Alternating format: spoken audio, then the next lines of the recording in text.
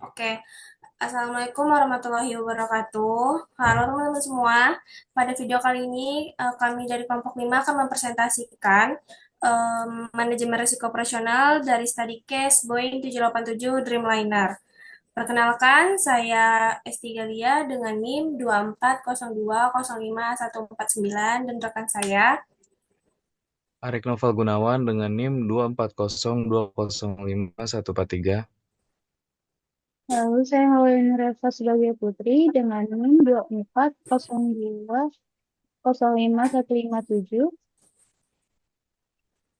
Saya Muhammad Arman Ardiansyah dengan NIM 2402051159.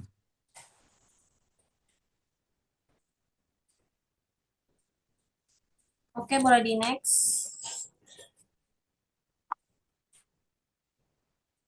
Nah, untuk yang pertama ini adalah latar belakang mengapa Boeing 787 Dreamliner. Di sini terdapat beberapa poin. Yang pertama itu ada persaingan ketat dengan Airbus, pangsa pasar Boeing tergerus. Yang dimana maksudnya ini adalah urgensi strategis yang diluncurkan sebagai respon terhadap persaingan ketat dengan Airbus tersebut untuk merebut kembali pangsa pasar yang tergerus. Kemudian itu ada Boeing memilih strategi value creation, pesawat revolusioner. Maksud strategi value creation ini adalah fokus pada pembuatan pesawat revolusioner dengan keunggulan teknis, yaitu penggunaan 50 material komposit, efisiensi bahan bakar 20% lebih hemat dibanding model sebelumnya, dan juga kapasitas 210 hingga 330 penumpang dengan jangkauan luas 8.000 nautical miles. Nah, selanjutnya itu ada poin 8 895 pesanan masuk per November 2008, ya ini rekor terlaris sepanjang sejarah penerbangan.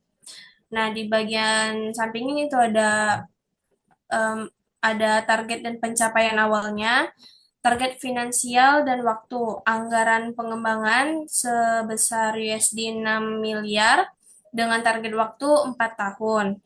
Dan juga respon pasarnya sukses besar dengan yang tadi 895 pesanan masuk dan juga dampak saham pun meningkat eh, kepercayaan investor. Jadi terlihat dari kenaikan harga saham tersebut. Dan model bisnis yang dipakai pun baru, yaitu mengandalkan 70% produksi yang dialihdayakan atau outsource kepada sekitar 50 mitra strategis tier 1. Next.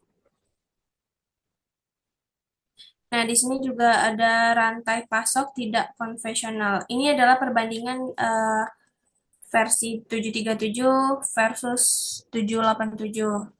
Ada beberapa komponen strategi sourcing pada Boeing 737 konvensional outsource-nya mulai dari 35 hingga 50%. Yang baru Boeing 787 outsource-nya mencapai 70%. Hubungan pemasoknya itu Boeing 737 tradisional atau berbentuk kontrak biasa, dan pada Boeing 787 yaitu mitra strategis tier 1. Komponen selanjutnya itu ada tanggung jawab pada 737 produksi suku cadang, pada 787 produksi dan perakitan seksi penuh. Dan komponen selanjutnya itu ada jumlah pemasok, yaitu Boeing 737 ribuan, pada Boeing 787 50 mitra tier 1. Komponen selanjutnya itu ada kontrak eh, pada bentuk konvensional atau 737 fixed price ditambah dengan penalti keterlambatan, dan Boeing 787 risk sharing atau bayar setelah pengiriman pertama. Dan komponen terakhir itu ada operasi perakitan Boeing 737 30 hari perakitan akhir Boeing, dan Boeing 787 3 hari perakitan seksi lengkap. Selanjutnya akan dilanjutkan oleh Arif. Baik, selanjutnya saya akan menjelaskan tentang detail risiko dan teknologi pasokannya. Pertama, mari kita lihat secara detail di sini. Secara teknologi muncul masalah serius ya seperti potensi sambaran petir pada sayap komposit dan kerentanan keamanan cyber pada sistem kontrol pesawatnya. Terus dari sisi pasokan, Boeing kehilangan kontrol karena adanya subkontrak tersembunyi oleh pemasok tier 1. Selain itu, data pada sistem informasi Exostar-nya tidak akurat karena perbedaan budaya pasok. Sehingga keterlambatan baru terdeteksi saat dampaknya sudah sangat besar. Kemudian, resiko proses manajemen tenaga kerja dan permintaannya. Selain itu, di sini strategi just in time-nya kita bisa lihat tanpa stok cadangan membuat keterlambatan satu seksi saja mengacaukan seluruh program. Kondisi ini diperparah dengan aksi mogok kerja sebanyak 25.000 karyawan yang khawatir akan keamanan kerja akibat outsourcing besar-besaran. Akibat akumulasi ini, masalah ini, jadwal pengiriman tertunda lebih dari 2 tahun dan pesanan mulai dibatalkan oleh maskapai. Kemudian ada ini mitigasi reaktif Boeing-nya. Menghadapi krisis tersebut, Boeing melakukan langkah-langkah reaktif yang sangat mahal. Jadi mereka terpaksa mengakuisisi unit Fox senilai 1 miliar US dollar eh, untuk mengambil alih kendali produksi dan mengirim ratusan insinyur ke seluruh dunia untuk membantu pemasok. Jadi secara internal, manajemen dirombak dengan menunjukkan ahli SCM untuk memimpin program tersebut.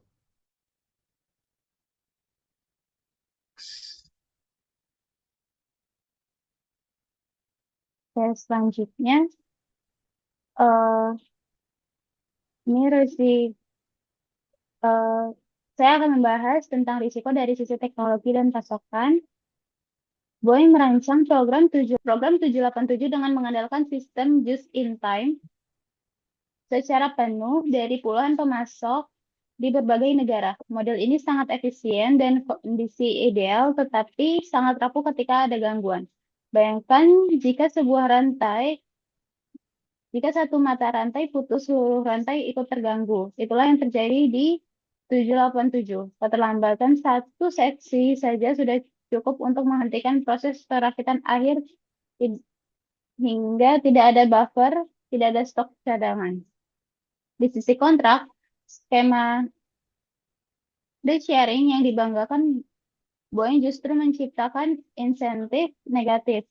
Pemasok baru dibayar setelah pesawat pertama terkirim, yang artinya mereka tidak terdorong untuk menyelesaikan pekerjaan lebih cepat dan motivasi finansial mereka lemah. Dari risiko manajemen, lebih mengejutkan lagi, risiko manajemen.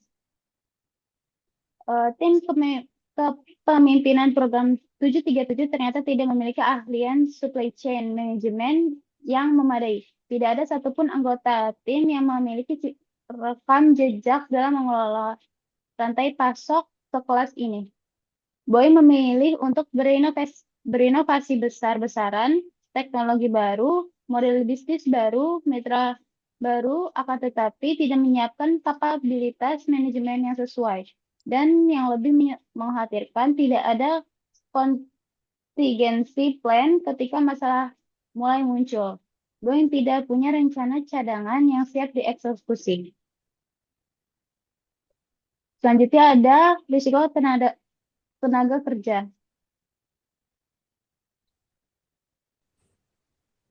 Dari mitigasi proaktif. Di sini ada 6 yang seharusnya dilakukan Boeing sebelum masalah muncul. Pertama, visibilitas rantai pasok.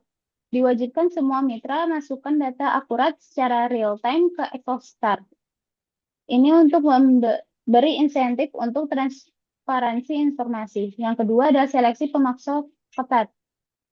Melalui evaluasi mendalam kemampuan teknis dan SCM pemasok tier 1 ikut serta vetting tier 2.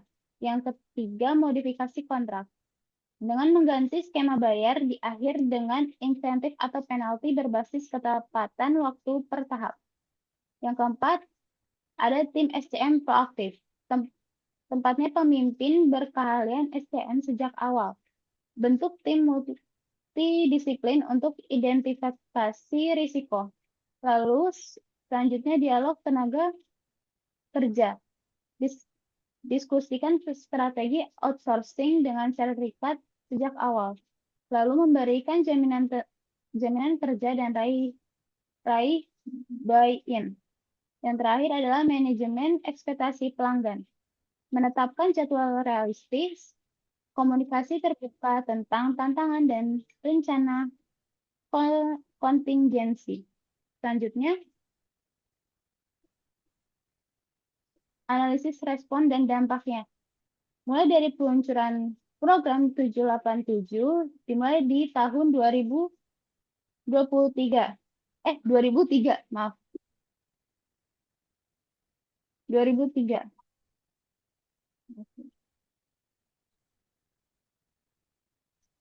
Boeing sudah memiliki platform EchoStar yang di sini dampak keuangan itu ada akuisisi Hope dimulai dari USD 1 miliar dengan suntikan Spirit USD 125 juta. Lalu ada denda dan pesawat pengganti ke maskapai. Dan yang terakhir ada ratusan insinyur dikirim ke luar negeri. Dampak reputasinya, harga saham turun drastis dari tahun 2007 sampai 2009. Ada pesanan turun dari yang tadinya 895 pesanan menjadi 850 unit. Beberapa maskapai beralih ke kontrak sewa dan Airbus A350XWB muncul sebagai respons. Dampak strukturalnya ada reorganisasi manajemen puncak, lalu ada pembatasan outsourcing, melalui hasil negosiasi serikat, lalu ada koordinasi rantai pasok lebih ketat, dan pembelajaran SCM, expertise, ini jadi prioritas. Selanjutnya, Arman. Di sini ada kesimpulan dan pelajaran. Ada 3 insight utama dari kasus Boeing 787. Yang pertama, ada inovasi radikal butuh manajemen resiko yang radikal juga. Boeing mengubah teknologi, proses, rantai pasok, dan tim manajemen secara bersamaan tanpa keahlian dan sistem mitigasi risiko yang memadai. Inovasi besar harus diimbangi dengan persiapan yang besar. Yang kedua, ada visibilitas rantai pasok adalah fondasi, bukan opsi. Exostar canggih pun tidak berguna jika pemasok tidak memasukkan data akurat. Tanpa visibilitas penuh dan real time, perusahaan buta terhadap risiko yang terus berkembang di hulu rantai pasok. Yang ketiga, ada pencegahan proaktif selalu lebih murah daripada respon yang reaktif. 1 miliar USD akuisisi Vogue, ratusan insinyur dikirim ke luar negeri, dan denda keterlambatan, semua bisa diminimalisir dengan perencanaan risiko yang baik dari awal program. Di sini ada kata-kata dari Tang dan Zimmerman. Sekian dari kelompok kami, terima kasih. Oke, mungkin ya itu presentasi dari kelompok 5 teman-teman sekalian dari study case Boeing 787. Untuk itu kami tutup. Wassalamualaikum warahmatullahi wabarakatuh. Waalaikumsalam. Waalaikumsalam warahmatullahi wabarakatuh.